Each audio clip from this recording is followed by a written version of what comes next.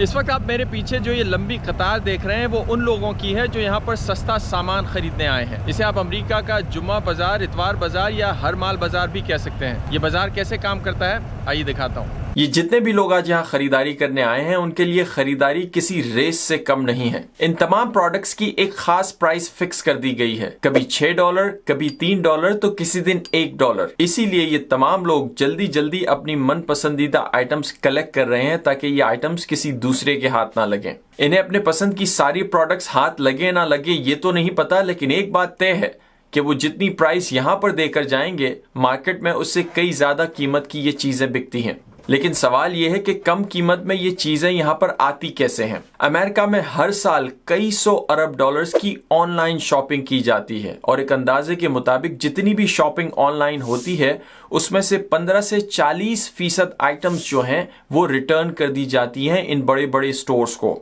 और सिर्फ 2018 में इन रिटर्न की गई आइटम्स की लागत थी तकरीबन 300 से 400 अरब डॉलर। जब ये आइटम्स रिटर्न कर दी जाती हैं तो इन बड़े बड़े ऑनलाइन स्टोर्स के पास, जिसमें अमेज़न और वॉलमार्ट शामिल हैं, कुछ चॉइसेस रहती हैं इन आइटम्स को डिस्पोज ऑफ करने में। बाज़ औक़ात जो खराब आइटम्स होती हैं उन्हें सिंपली ट्रैश कर दिया जाता है या कुछ आइटम्स को रीस्टॉक करके दोबारा सेल किया जाता है। और कुछ आइटम्स फिर ऐसी होती हैं जिन्हें दोबारा सेल नहीं किया जाता, लेकिन वो काम की आइटम्स होती हैं तो इन्हें बड़े बड़े पैलेट्स में भरकर कुछ ऑनलाइन लिक्विडेशन साइट्स को भेज दिया जाता है। ये वो साइट्स हैं जहां पर इन आइटम्स की बोली लगती है और फिर वहां से छोटे दुकानदार इन पैलेट्स को वहां से खरीदते हैं और फिर ऐसी जगहों पर लाकर अपने स्टोर्स कायम करते हैं और फिर वहां पर बेचते हैं। वैसे तो ये छोटे खरीदार इन आइटम्स को दोबारा भी ऑनलाइन बेच सकते हैं, लेकिन इन पर्सन इस तरह बाजार लगाकर बेचने का फायदा ये होता है कि जितने भी कंज्यूमर्स इन्हें खरीदने आते हैं वो सेम कंडीशन में खरीदते हैं। मीनिंग ये कि जब वो खरीद कर इस स्टोर से बाहर अपनी आइटम्स लेके जाते हैं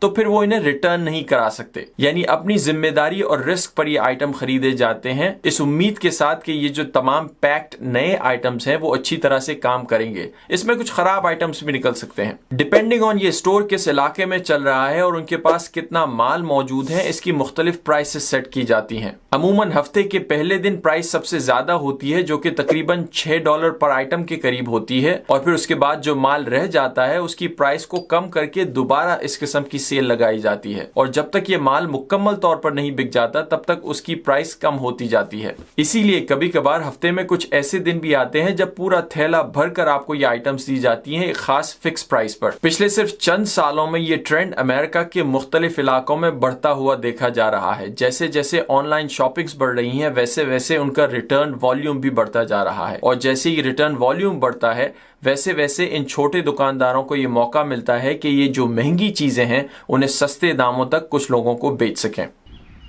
अब मैं आपको ये बताता हूँ कि मैंने इस बाजार से क्या क्या चीजें खरीदी हैं और साथ ही में इन आइटम्स के जो रिटेल प्राइसेस हैं वो भी मैं आपको इस स्क्रीन पे दिखाता हूँ। ये ट्रैवल बैग है, ये digital alarm clock,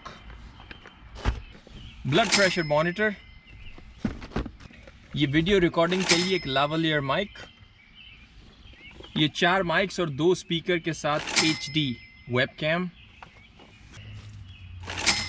Bluetooth headphones, एक और blood pressure monitor,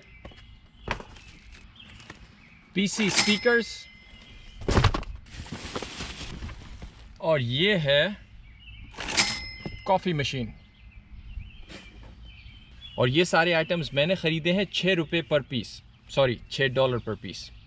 That's it. See you next time.